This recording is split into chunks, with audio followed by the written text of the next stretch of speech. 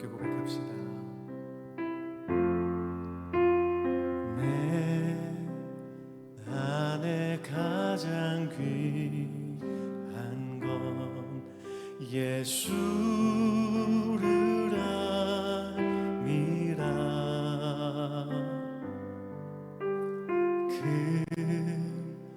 금보다 더 귀한 건 예수를 알미라.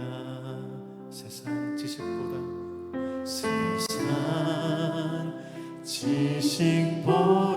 귀한 건 예수를 알미라. 내 안에 가장 귀한 건 예수를 알미라. 예수의 이름 존귀한 그 이름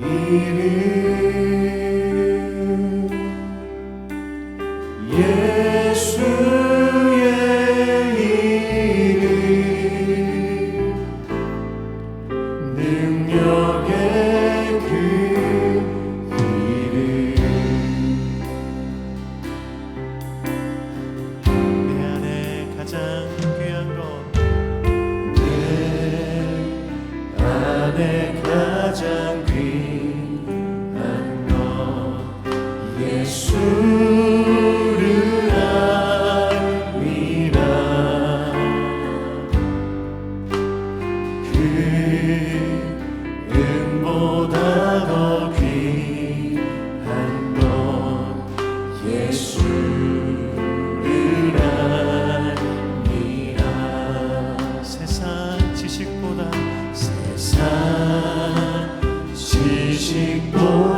귀한 것 예수를 알미라. 내 안에 가장 귀한 것 예수를 알미라. 예수의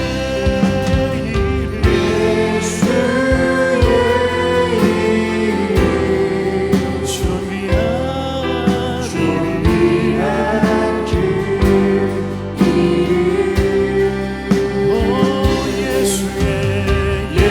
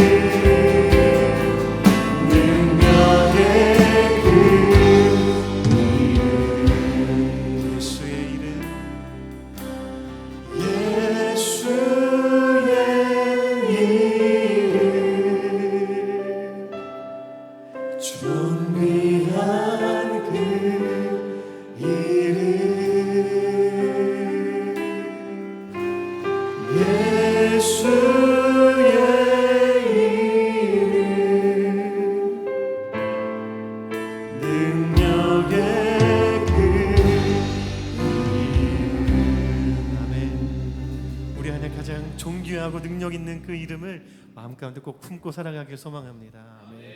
우리 시간 힘차게 주님 찬양합시다.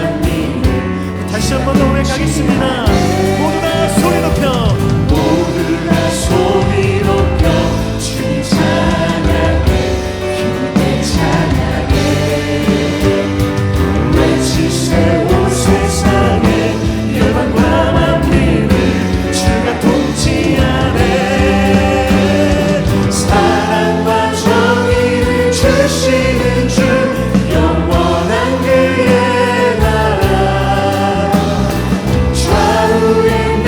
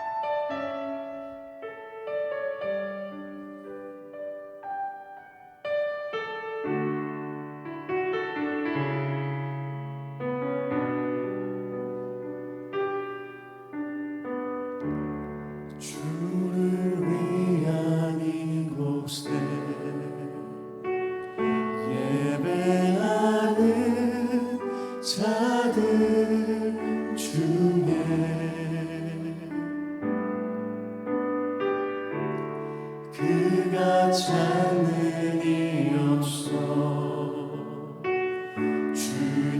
주님께서 슬퍼하시네 주를 위한 이곳에 주를 위한 이곳에 예배하는 자들 중에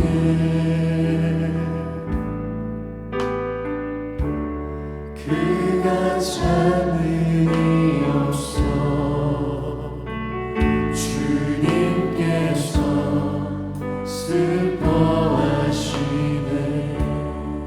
주님이 찾으시는 주님이 찾으시니 그 한 사람 그의 배자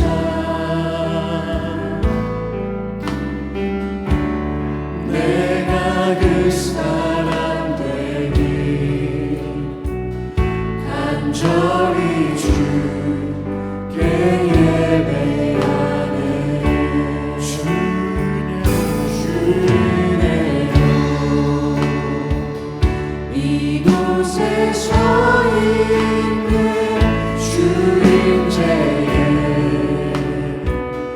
엎드려 절하네 그 어느 것도 난 필요 없네 주님만 경배해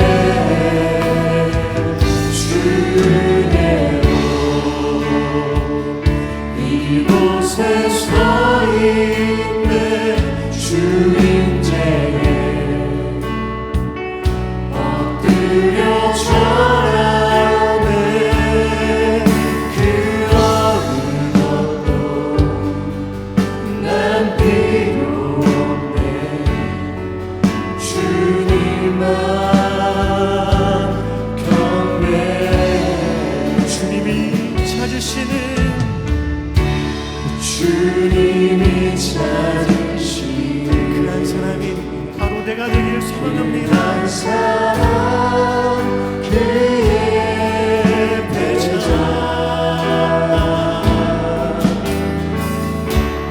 내가 그 사람들이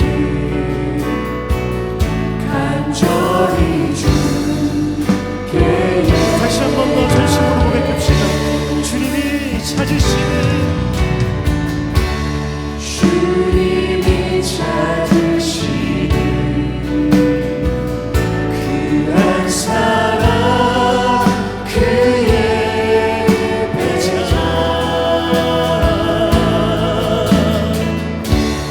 내가 그 사람들이 간절히 주께 예배하네 주네요 이곳에 서 있네 주님제에 엎드려 절하네 그 어느 것도 난 필요 없네 주님만 경배해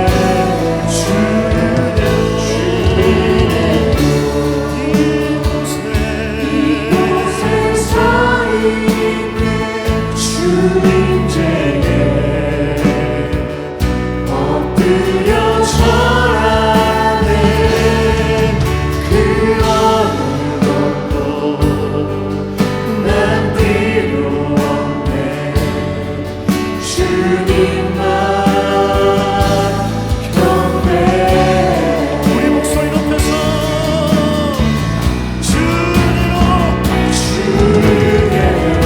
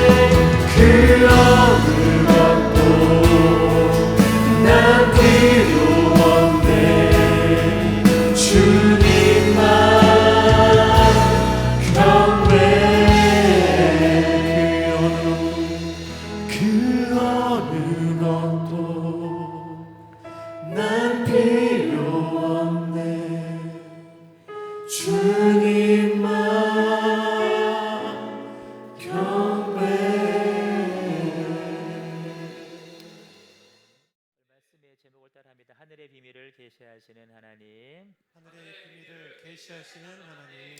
아멘. 자, 잘 듣습니다. 본문에 보시면 3절과 4절과 9절에 연속하여서 비밀이라고 하는 단어가 반복하여 나옵니다. 이 말은 정리하면 하나님에게도 비밀이 있다라는 뜻입니다. 우리 각자에게도 저마다의 비밀이 있잖아요. 하나님에게도 비밀이 있다라는 것입니다. 근데 이 말씀을 조금 더 자세하게 살펴보시면 3절에 보시면 그 계시로 내게 비밀을 알게 하신 것은 그랬습니다. 하나님에게도 비밀이 있는데 하나님은 자기 스스로 하나님의 비밀을 우리들에게 알려주셨다라는 것입니다.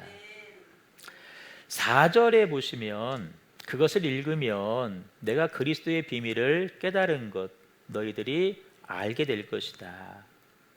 내가 적어 보낸 글 성경이 있거든요. 그걸 읽어보면 내가 하나님의 비밀을 깨달았다는 사실을 너희들이 알게 될 것이고 또 그걸 읽으면 너희들도 내가 깨달은 것처럼 하나님의 비밀을 알게 될 것이다 라고 바울이 이야기하는 거예요.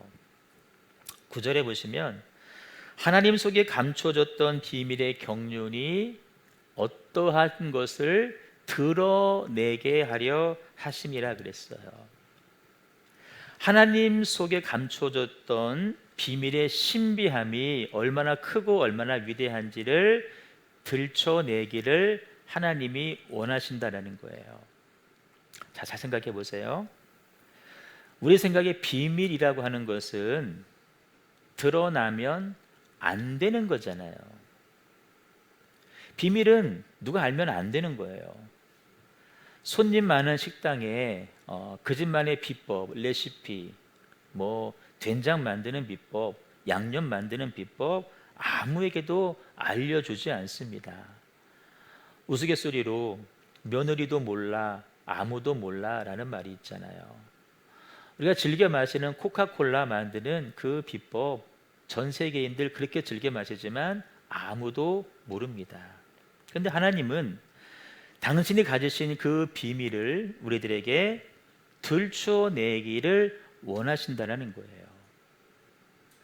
이 말은 다른 말로 말하면 우리 모두가 그 하나님의 비밀을 알기를 원하신다는 거예요.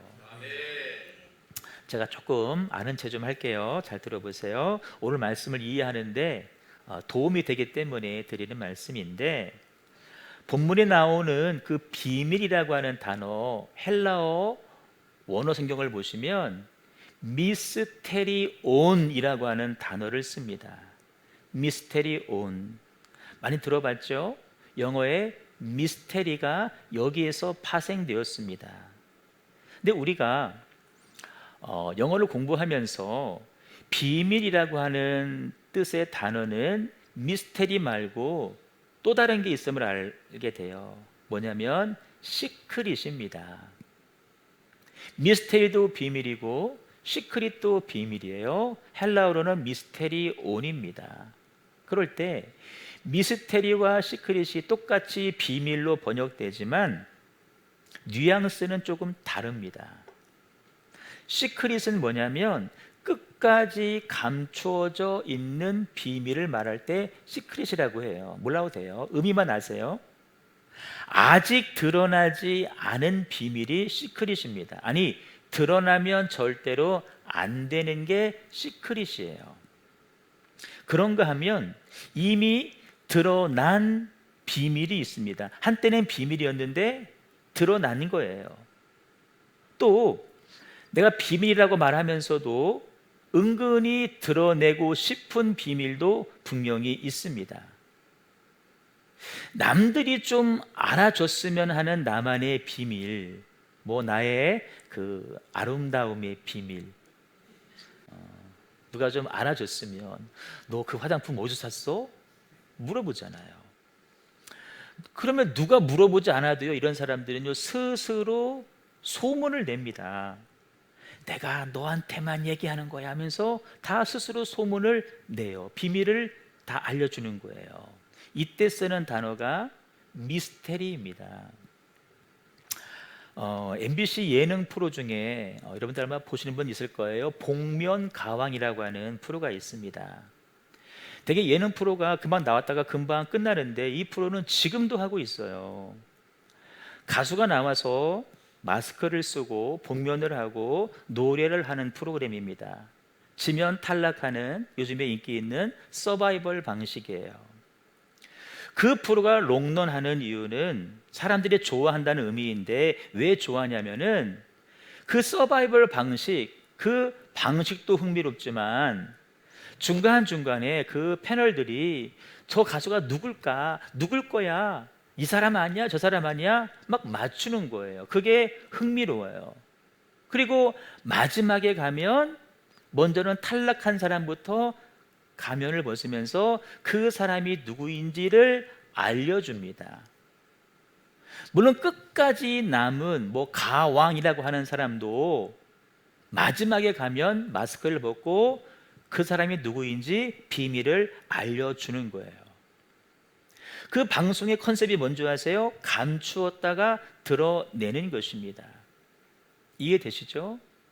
오늘 하나님의 비밀이 그런 형태의 비밀이라는 것입니다. 정리하면 하나님에게도 비밀이 있다. 우리에게 비밀이 있는 것처럼. 그런데 하나님은 당신의 비밀을 이미 드러내셨고 지금도 드러내고 계신다라는 거예요. 여러분, 우리는요, 우리 비밀 감추잖아요. 그렇잖아요. 우스갯소리로 내 왼쪽 엉덩이에 있는 점 누가 보면 안 되는 거잖아요. 누가 알면 안 돼. 그래서 목욕탕도 안 가. 감춰. 그런데 하나님은 하나님의 비밀을 우리들에게 알려주기를 원하신다라는 거예요. 그 비밀이 얼마나 신비롭고 위대한지를 우리가 알기를 원하신다라는 거예요. 왜 그런 줄 아세요? 그 비밀을 알아야 우리가 구원을 받을 수 있고, 그래야 이 땅에서는 바른 삶을 살아갈 수 있고 하늘에서는 상급이 있는 인생이 되기 때문에 그렇습니다. 그런데 진짜 안타까운 건 뭐냐면 그 비밀을 아무리 알려줘도 우리가 알아보지를 못한다라는 거예요. 이게 하나님의 비밀이야. 막 말해줘도 듣고도 믿지를 않아요. 안 믿으니까 하나님이 보여주시는 거예요. 근데 보고도 믿지를 않는 거예요. 그래서 하나님은 지금도 애가 타고 계시는 거예요. 그 애타는 마음으로 수많은 경로를 통해서 하나님 자신이 갖고 있는 비밀을 우리들에게 증거해 주시고 있다라는 거예요. 제가 지금 말씀을 전하고 있잖아요. 뭐 하는 건 줄 아세요? 내 지식 전하는 것이 아니에요. 하나님의 비밀이 무엇인지를 제가 설교를 통해서 여러분들에게 전달해 주는 거예요. 듣고 믿음으로 받은 사람은 그렇구나, 이것이 하나님의 비밀이구나 깨닫게 되는 거예요. 그런데 어떤 사람들은, 죄송해요, 딴 생각하시는 분들은요, 듣지만 모르는 거예요. 하나님의 비밀을 설교를 통해서도 여러분들의 삶을 살아가면서 이런저런 일을 겪잖아요. 그 삶의 수많은 일들을 통해서도 하나님의 비밀을 우리가 깨달아 알기를 원하시는 하나님인 줄로 믿습니다. 자, 그러면 이미 드러났어요. 하지만 우리가 깨닫지 못하는 하나님의 비밀은 뭘까? 크게 두 가지인데요. 하나는 예수 그리스도이시고 하나는 교회입니다. 오늘 이 두 가지 가운데 한 가지 예수 그리스도만 말씀을 드리고 싶은데, 여러분, 사실 피조물인 우리 인간의 육신이, 인생이 육으로 오신 하나님, 예수님을 다 안다는 것 자체가 사실은 불가능한 일입니다. 우리가 조금 안다고 하지만 그것도 하나님께서 계시해 주신 범위 내에서만 우리가 알 뿐이에요. 하지만 모든 인생 가운데에서 예수님에 대해서 가장 많이, 가장 깊이 깨달은 사람이 있으니 누구냐면은 사도 바울입니다. 바울이 누군 줄 아세요? 유대교의 차세대 리더입니다. 유대교는 뭐냐면 구약과 신약, 그러니까 예수님 오시기 전 그 공간이 400년인데 그 400년 기간 동안 말라기 선지자 이후에 선지자가 없으니까 이들이 하나님의 말씀을 들을 기회가 없는 거예요. 그런데 자기 손에는 뭐가 있어요? 율법이 있어요. 율법을 경전으로 자기들이 만든 종교가 유대교예요. 유대교는 하나님 잘 믿습니다. 그런데 유대교의 한계가 뭔지 아세요? 하나님이 보내신 예수 그리스도가 구약에서 예언된 메시아라고 하는 사실을 인정하지를 않습니다. 하나님을 잘 믿는데 하나님이 보내신 그 예수님을 그리스도로 인정하지 않는 거예요. 예수님은 육신을 가지고 오신 하나님이라는 사실을 유대교에서는 지금도 인정하지를 않고 있습니다. 그래서 그 유대교 입장에서는 기독교가 뭐예요? 이단입니다. 예수 믿는 사람 제거해야 될 대상입니다. 바울은 유대교에서 잔뼈가 굵은 사람이고 차세대 유대교의 리더예요. 얼마나 열심인지 몰라요. 그래서 예수 믿는 사람을 박해하는 일에 열심이었는데요. 우리는 우리 지인, 우리 주변 동네 전도도 못 하잖아요. 근데 바울은 예수 믿는 사람 박해하려고 저 위의 나라 시리아 그 수도 다메섹, 지금의 다마스커스까지 쫓아가서 예수 믿는 사람 박해할 정도로 유대교에 열심히 했던 사람이고 그것이 하나님 앞에 충성하는 것이라고 생각했던 사람입니다. 그런데 하루는 이런 일이 있었어요. 믿는 사람 박해하려고 다메섹에 갔는데 하늘에서 음성이 들리는 거예요. 사울아 사울아 왜 나를 핍박하느냐. 아니 목사님이 좀 전에 바울 그랬다가 왜 또 사울 그럴까요? 바울과 사울은 동일 인물입니다. 바울은 헬라식 이름이고 사울은 히브리식 이름이에요. 같은 이름이에요. 사울아 사울아 왜 나를 핍박하냐 할 때 누구십니까? 라고 반문하는 거예요. 하나님 이렇게 말씀하십니다. 나는 네가 핍박하는 예수다. 하나님이 뭐라 그러셨어요? 네가 핍박하는 하나님이 아니라 네가 핍박하는 예수라고 말씀하시는 거예요. 하나님이 예수와 하나님이 동일하신 분임을 말씀해주고 있다는 거예요. 예수는 육신을 입고 오신 하나님이시라는 거예요.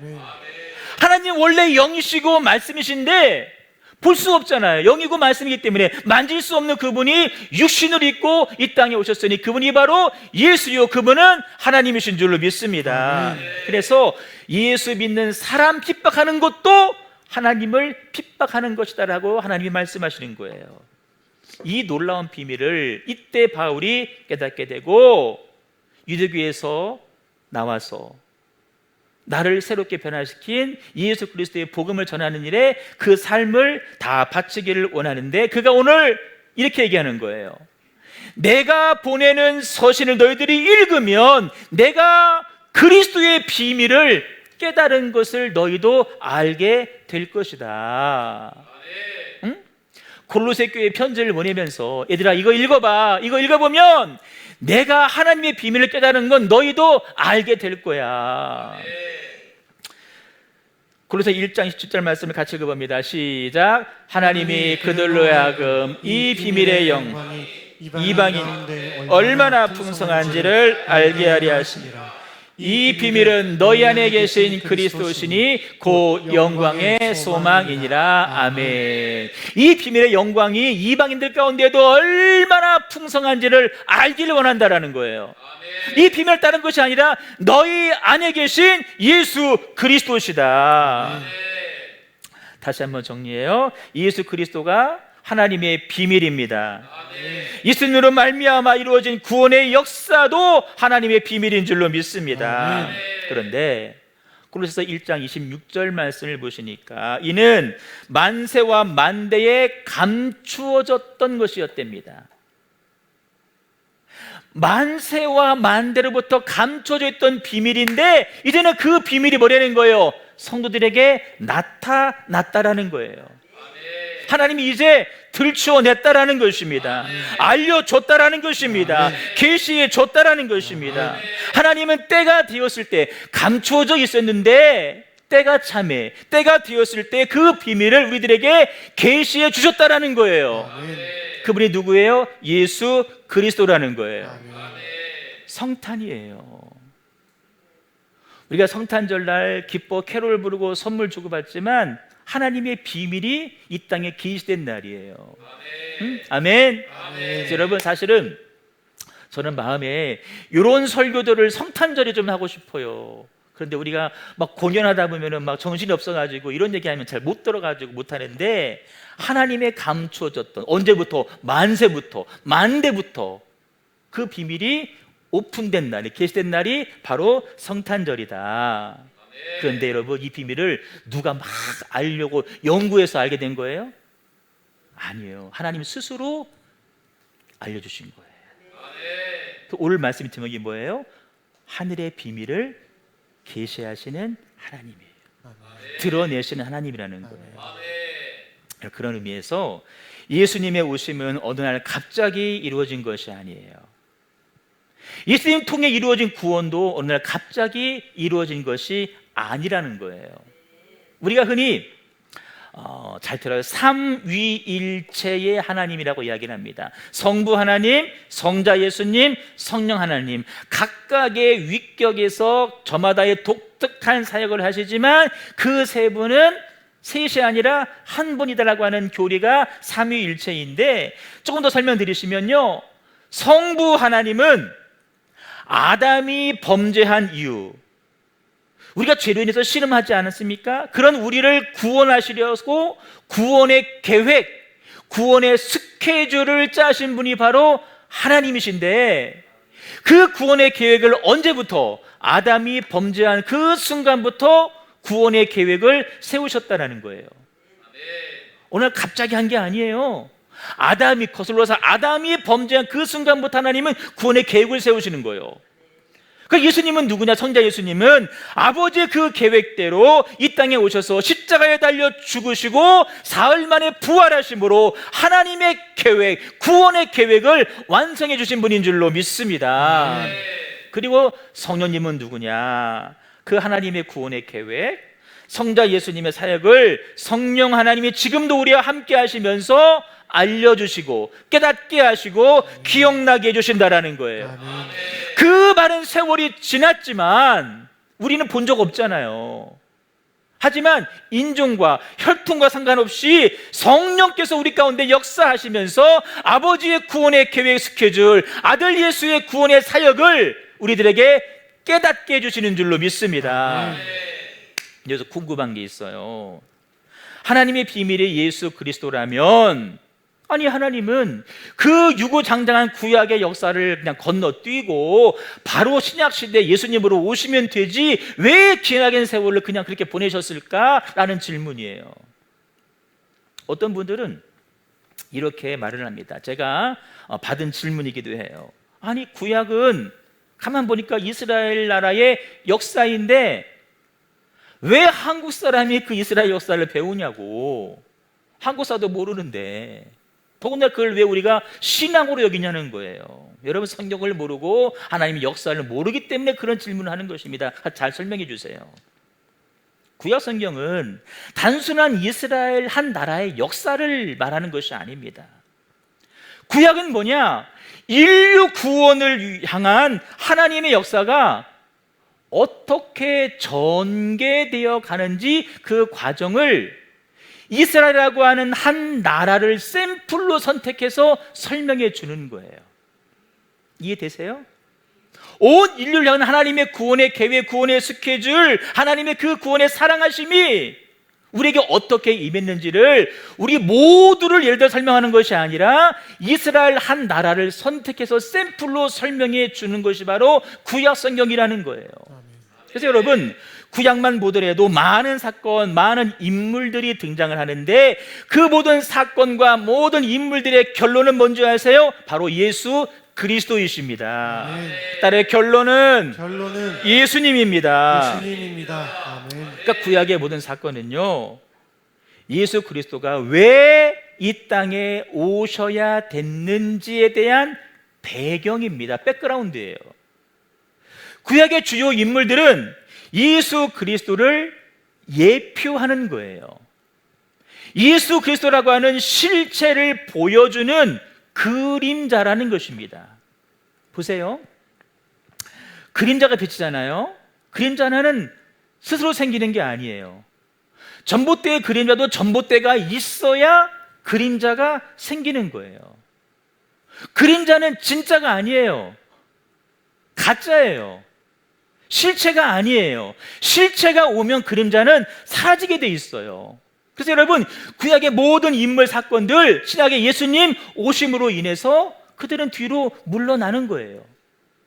하지만 그들의 역할이 있어요. 뭔지 아세요? 예수님의 그림자로서 장차 오실 분을 보여주는 역할을 그들이 한 거예요. 그들도 하나님께 쓰임 받은 거예요. 본체는 누구예요? 본체는 예수님이에요. 그는 근본 하나님과 본체시나 그랬어요. 예수가 하나님의 본체이십니다. 한마디로 구약의 결론은 예수 그리스도이시고, 구약의 모든 사건과 인물은 예수 그리스도를 향해 가고 있다라는 거예요.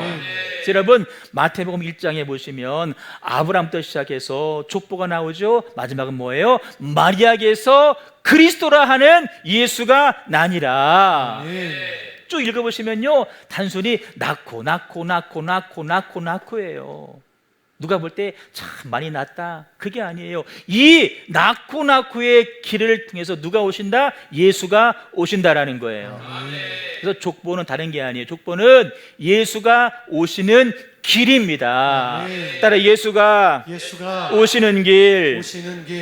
우리가 그래서 여러분, 출애굽의 사건도 바라보시면서 와, 출애굽의 사건 대단합디다, 스펙타클합디다, 막 바다가 갈라지고 와 멋있습디다, 절반만 아는 거, 아니 절반도 모르는 거예요.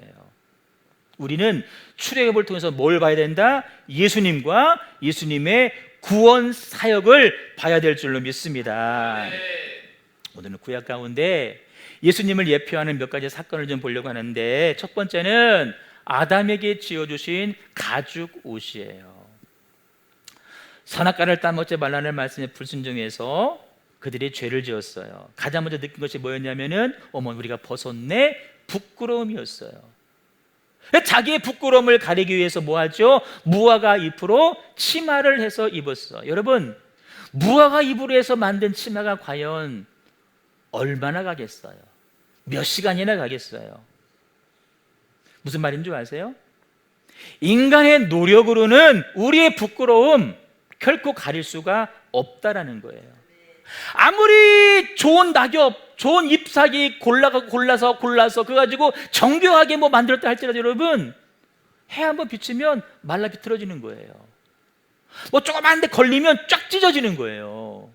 인간의 노력으로 우리 험을 가릴 수 없다. 그래서 하나님은 그들에게 가죽 옷을 지어주시는데, 여러분, 가죽 옷이다, 무슨 의미예요? 짐승 한 마리가 죽었다라는 의미예요. 뭘 예표하는 줄 아세요? 우리의 죄와 우리의 허물과 우리의 모든 부끄러움을 가리기 위해서 예수 그리스도께서 오셔서 피 흘려 죽어 주셨다 라는 사실을 예표해 주는 거예요. 희미하지만 우리는 에덴 동산의 사건을 바라보면서 저 뒤에 오실 예수님을 그래서 바라볼 수 있어야 돼요. 두 번째는 뭔지 아세요? 출애굽 사건입니다. 애굽에서 430년 동안 종살이를 했는데 하나님께서 그들의 신음소리를 들으셔서 모세를 보내셔서 그들을 구원해 주셨어요. 이 모세는 누구냐? 우리의 구원자 예수 그리스도를 예표해 주고 있다는 거예요. 반면에 출애굽을 방해했던 애굽의 바로왕 있잖아요. 갖가지 좋은 조건을 제시하면서 애굽에서 나가지 마, 여기서 있어, 머물러줘, 방해하잖아요. 우리의 신앙생활 못하게 방해하는 모든 세력들을 가리켜서 우리는 사단 마귀 원수라고 표현하는 거예요. 애굽의 바로왕이 바로 사단 마귀를 표현하는 거예요. 물론 우리 주변에는 교회 못 가게 하는 분들이 있죠. 그분들 향해서 이 마귀야 그러시면 안 돼요. 그들 뒤에서 마귀들이 역사하는 것이죠. 애굽에서 여러분 다 고되게 일을 합니다. 오늘도 노동해요. 내일도 노동이에요. 눈만 뜨면 노동이에요. 얼마나 고통스러워요? 구원받기 이전 사단의 지배 아래 죄의 종된 생활이 얼마나 고통스러운지를 그렇게 말씀해 주고 있는 거예요. 애굽에 10가지 재앙이 내렸습니다. 그 마지막은 소위 장자의 재앙인데요, 그 방식이 특이해요. 어린 양을 잡아서 그 피를 임방과 문설주에 발라라. 그러면 죽음의 신이 임할 때에 이 집은 이스라엘 백성들의 집이구나 하고 그 집은 6월 패스한다는 거예요. 죽음의 신이 임하지 않겠다는 거예요. 하지만 그 피가 없는 집은 그가 아무리 이스라엘 사람이라 하더라도 예외 없어요. 죽을 수밖에 없는 거예요. 무슨 의미냐? 어린 양의 피는 예수 그리스도의 피를 상징하는데 예수의 피가 없는 사람은 미안해요, 구원받을 수가 없다라는 것입니다. 그 사람이 아무리 이스라엘 백성이라 할지라도 예수 믿지 않으면, 예수 피가 없으면 그 사람은 구원받지 못한다라는 반면에 그가 이방인이어도 그 명령에 순종해서 임방과 물설주에 어린 양의 피를 바른 집은 죽음의 신이 임하지 않았어요. 이방인이어도 예수 믿으면 구원을 받게 된다라는 것입니다. 주 예수를 믿으라, 그리하면 너와 내 집이 구원을 받으리라. 여러분, 주 예수를 믿는 거예요. 인종이 아니에요. 혈통도 아니고요. 많이 배웠냐 못 배웠냐 그것도 아니에요. 돈 많냐 적냐 그것도 아니에요. 이쁘냐 안 이쁘냐 그것이 아니에요. 주 예수를 믿어야 구원을 받는 것입니다. 이 장자의 재앙 역시 예수 그리스도로 말미암는 구원을 예표해 주고 있다라는 것입니다. 또 하나 보시면 구약의 제사 제도도 마찬가지예요. 제사를 드릴 때 구약 시대에 가장 먼저 흠이 없는 짐승을 선택합니다. 흠 없어야 돼요. 뭘 의미하죠? 예수 그리스도는 흠이 없으신 분이시다. 흠이 없다는 말은 죄를 지으신 분이 아니라는 사실이에요. 그 짐승의 머리 위에 손을 얹고 안수합니다. 그리고 나서 각을 뜨죠. 그리고 나서 제단에 태우게 되는데, 짐승의 머리에 손을 얹다는 것은 이런 거예요. 우리의 죄가 이 짐승에게 전가 옮겨진다라는 거예요. 예수님께서 이 땅에 오셔서 수많은 모든 인류들의 죄를 예수님이 다 끌어안으신 채 십자가에서 달려 돌아가셨다라는 것입니다. 구약의 제사를 보면서 우리 뭘 봐야 돼요? 예수님의 십자가의 죽음을 볼 수 있어요. 예표예요. 예표, 사인입니다. 장대에 달린 놋뱀 사건도 마찬가지예요. 출애굽한 이스라엘이 광야에서 불평하고 원망한 대가로 독사에 물려 죽게 생겼어요. 모세가 기도하죠. 살려주세요. 그때 하나님은 살 길을 제시하시는데 장대에다가 놋뱀을 매달아 달고 그 놋뱀을 바라보라는 거예요. 여러분 고개 들어주세요. 저 봐주세요. 뱀에 물렸어요. 지금 죽게 생겼어요. 근데 하나님이 장대에다가 놋뱀을 매달아 달고 그것을 바라보라는 거예요. 그럼 산다라는 거예요. 여러분, 말이 안 되는 얘기 같죠? 하지만 실제 그대로 한 사람은 독이 해소되고 죽지 않습니다. 살게 됩니다. 말씀 읽어볼까요? 시작. 여호와께서 모세에게 이르시되 불뱀을 만들어 장대 위에 매달아 물린 자마다 그것을 보면 살리라. 모세가 놋뱀을 만들어 장대 위에 다니 뱀에게 물린 자가 놋뱀을 쳐다본 즉 모두 살더라. 아멘. 장대에다가 놋뱀을 매달아 달았어요. 모형으로 나무에다가 매달은 거예요.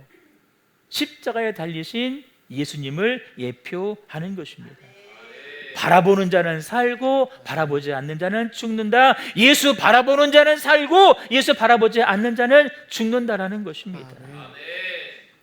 얼마든지 설명할 수 있지만 마무리하는데, 여러분, 우리가 꼭 생각해 볼 중요한 사실이 있어요. 이 많은 예표를 주셨거든요. 하나님은 드러내셨어요. 이 정도면 알겠지 하고 드러내셨는데 구약의 백성들은 그 하나님의 계획 비밀을 받아들이지 않습니다. 인정하지 않아요. 그래서 뭐 한 거예요? 선지자를 박해하고 죽이는 거예요. 영접하지 않는 거예요. 그래서 마침 하나님께서 하나님의 비밀이신 예수님이 실체를 가지고 이 땅에 오셨어요. 그런데 더 안타까운 것은 그 실체를 바라보고도 사람들이 예수님을 인정하지 않는 거예요. 갖가지 가르침을 주시고 눈에 보이도록 기적도 행하시는데도 믿지를 않는 거예요. 오병이어 기적 뭐예요? 예수님이 생명의 떡이다, 이거 보여주신 거거든요. 근데 그들은 뭐예요? 막 주워 먹으면서 자기들이 허기진 배나 채울 줄 알았지 예수님을 생명의 떡으로 인정하지 않았어요. 이미 죽어 썩은 냄새나는 나사로를 하나님 예수님이 살리셨어요. 무슨 의미예요? 예수님은 생명의 주님이시다. 저 죽음을 가지고 온 사단 마귀의 세력을 멸할 수 있는 유일한 분은 우리 예수님이시다. 이거를 보여주셨음에도 불구하고 사람들이 믿지를 않는 거예요. 그 예수님이 십자가에서 죽으셨고 장사한 지 사흘 만에 부활하셨어요. 이 땅에 40일을 더 유하시다가 하늘로 승천해 버리셨어요. 그걸 보세요. 그러면 이제 하나님의 비밀을 계시해 줄 아무것도 없잖아요. 어떻게 해요? 이제 어떻게 알아요 우리는? 하나님은 새로운 방법을 사용하십니다. 성령님을 우리 가운데 보내주셔서 하나님의 구원의 계획, 구원의 경륜, 아들 예수의 사역에 대해서 우리들에게 증거해 주시고 있다라는 것입니다. 여러분, 예수님이 육체를 가지고 있어요. 예수님이 A라는 사람과 함께 있으면 B라는 사람은 예수님과 함께 할 수 없잖아요.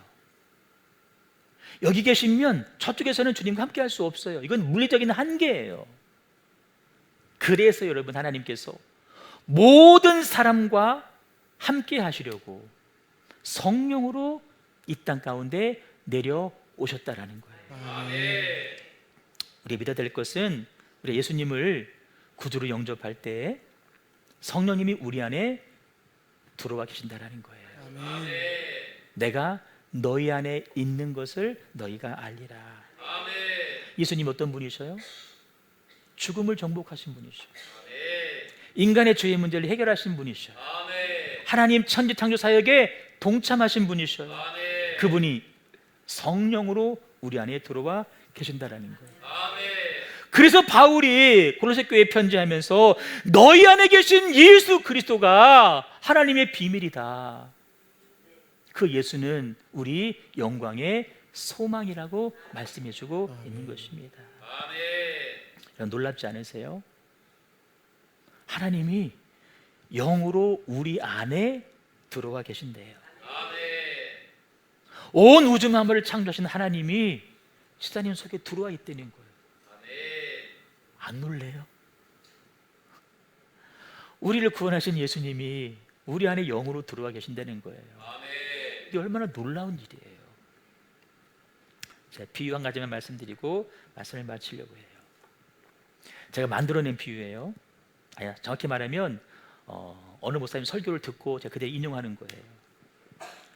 옛날 옛적에 기차가 생기기 전에 기차라는 게 생긴데 철길을 막 까는 거예요. 기차가 오면 사람이 많이 탈 수 있대. 그 얘기만 막 들었던 사람이 있어요. 근데 그 사람들이요, 기차가 만들어진 걸 보기 전에 소리만 들었지 죽었어요. 근데 어떤 사람들은 실제로 기차가 만들어져서 기차가 우리 동네 역으로 들어왔는데 어디 갈 일이 없어. 또 돈이 없어. 기차를 한 번도 못 타보고 죽었어. 근데 그 다음 세대는 그 기차를 탔어. 그래서 기차 안에서 계란도 까먹고 콜라도 마시면서 사치게 사차포 노래하면서 I am 그라운드 자기소개하게 하면서 게임하면서 즐기다가 기차를 타고 갔어요. 누가 복 있는 사람이에요? 저를 보세요. 세 번째 사람이지. 구약 백성은요, 메시아가 예수가 오신다는 소식만 들었지 보지 못하고 죽었어요. 신약 백성은 봤어요. 봤는데 함께하지 못하고 그냥 죽었어요. 근데 우리는 뭐예요? 그분이 우리 안에 들어와 계신다라는 거예요. 들어오셔서 뭐 하셔요? 우리가 모르는 하늘의 비밀을 말씀해 주고 있다라는 거예요. 힘겨울 때는 우리의 힘이 되어주시고, 외로울 때는 동반자가 되어주시고, 친구가 되어주시고, 약할 때는 힘이 되어주시고, 연약한 이 육신 치유해 주시고, 무엇보다도 이 땅에 여러분 아무 소망 없잖아요. 아무 소망 없잖아요. 소망 없는 이 땅 가운데 하늘의 소망으로 우리를 살게 해주신다라는 거예요. 아직 성령님과 동행하지 못하는 분 계세요? 그분은 우리 속에 들어오길 원하셔서 막 두드리고 계셔요. 문 좀 열어줘라. 내가 들어가서 너와 함께 먹고 마시고 네 안에 거하고 싶다. 우리가 빗장을 걸어 잠그는 거예요. 이런저런 일로 모셔드리지 않는 거예요. 자격 없지만 들어와서 유하길 원하시는 거예요. 여러분 생각해봐요. 제가 한 18, 9년 전에, 아니구나 20년 넘었구나, 이스라엘을 갔을 때요, 가장 감격이 뭔지 아세요? 내가 서 있는 이 땅, 요 흙 위에 예수님도 걸어가셨겠구나. 이 땅을 예수님이 걸어가셨구나. 갈릴리 호수에서 저도 배를 타봤거든요.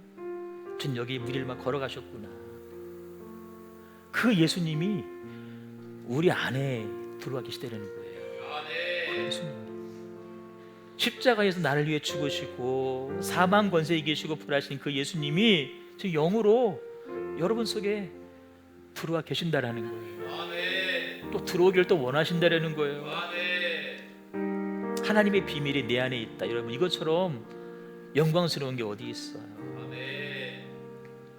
이 공간, 우리 예배하잖아. 이 공간 안에 주님이 성령으로 여기 임하고 계셔요. 연약함을 아시고, 내가 넘어지는 이유도 아시고, 내가 그 일을 분명히 해내야 되는데 못하는 이유까지 알고 계시고, 그러나 새로운 마음과 다짐과 결단으로 그 일을 하게끔 하시는 그 성령님이 지금 우리 안에 들어와 계시는 거예요. 여러분 이 비밀을 아는 사람이 복음을 아는 사람이에요. 이 비밀을 아는 자가 진짜 하나님의 자녀예요. 그 비밀을 발견한 사람은요 절대 아무렇게나 살지 않습니다. 세상에 기죽고 살지도 않아요. 당당하게 살아가요. 사기를 당하고 뭐 뜯기고 해도요 기죽잖아요. 영희선도님, 영선도가 아버지랑 하는 사업이 크레인 아시죠? 아파트 제일 높은 크레인. 근데 요즘 아다시피 건축 경기가 안 좋잖아요. 63빌딩을 지었던 신동아 그룹도 부도나 버리잖아요. 뭐 그런 일들 해요. 못 받은 돈도 있을 거예요. 어쩌면 그 어떤 건설사는 부도 났을지도 몰라. 하지만 기죽지 마요. 기죽지 마. 당당하게. 왜? 우리 안에는 주님이 계시니까. 크신 주님이 계시니까. 이 비밀을 아는 자는요 인생이 바뀌고 삶의 가치관이 바뀌어요.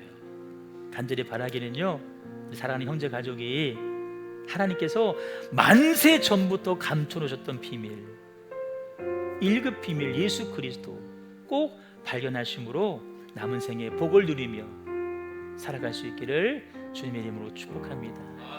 축복합니다. 우리 찬양 드리겠습니다. 주님이 여기 계십니다. 그 주님을 발견하기를 원합니다.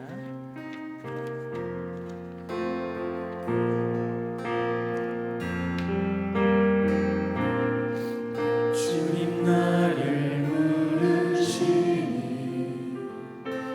두려움 없이 외쳐나가리라. 주님 나를 부르시니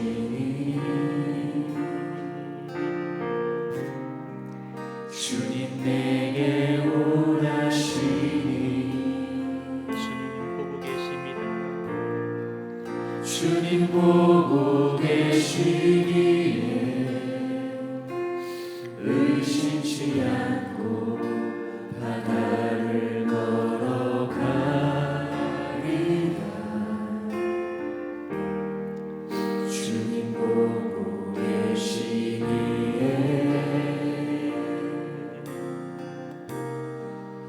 주님 여기 계시기에 주님 여기 계시기에 깊은 바다가 반석이 되고 주님 여기 계시기에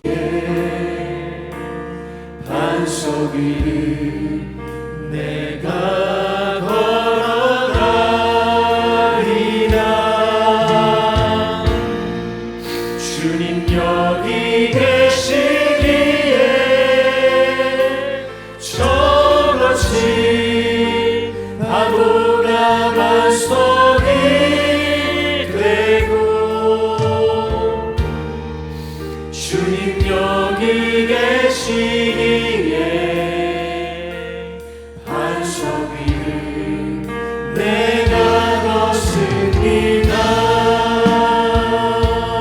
주님 나를 부르시니 두려움 없이 매서 나아가리라. 주님 나를 부르시니 두려움 없이 배에서 나아가리라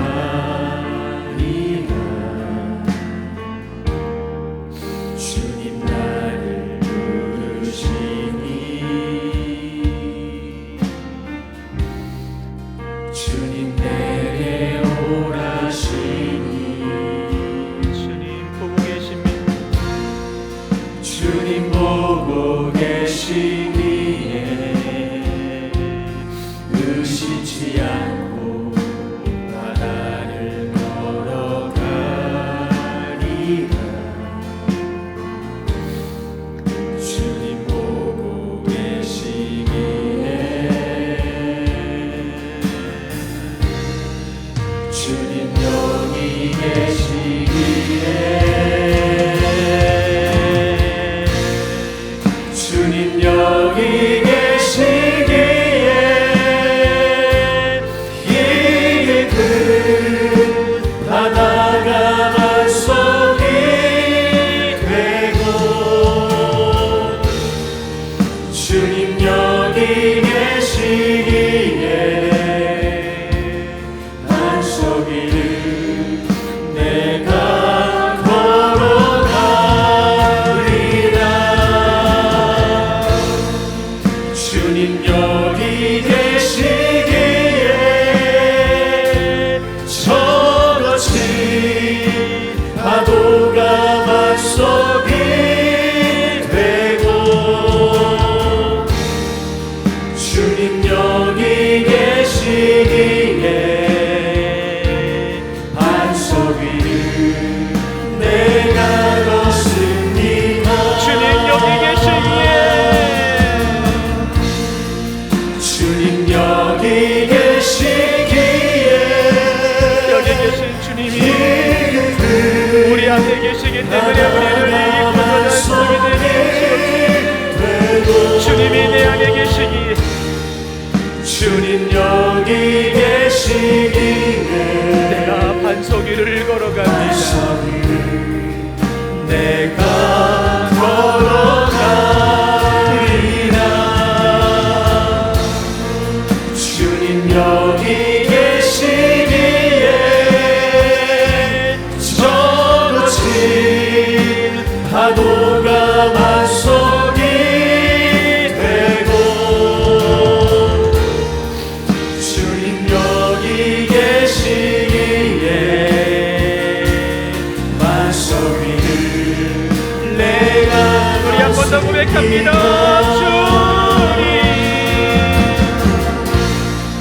주님 여기 계시기에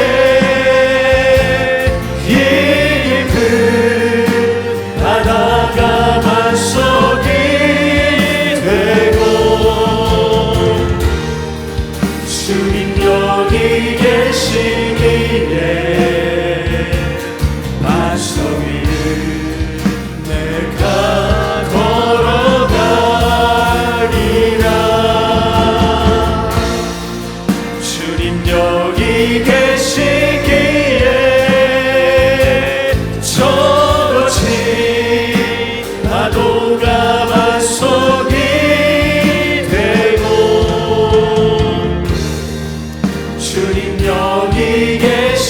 위에 만소기를 내가 벗습니다. 우주보다 크신 하나님이 영으로 내 안에 계시는 줄로 믿습니다. 여러분 이거 분명히 믿으시고요, 두려워하지 마시고 염려하지 마시고 오늘 담대하게 반석교를 걷는 것처럼 살아갈 수 있기를 소망합니다. 아무것도 염려하지 말라 그랬잖아요. 염려하시면 안 돼요. 우리 합심하게 대할 때 주님 하나님의 비밀을 알게 하시니 참으로 감사합니다. 내리신 예수님을 날마다 바라보며 붙잡고 살아갈 수 있는 남은 생애 되게 하여 주옵소서. 합심하여 통성으로 같이 기도합니다.